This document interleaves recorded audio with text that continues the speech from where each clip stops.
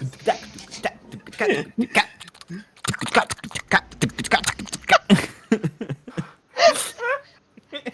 did you do that?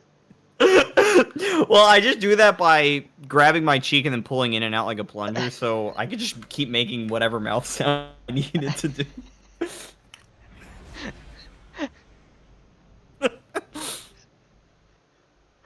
Perfect.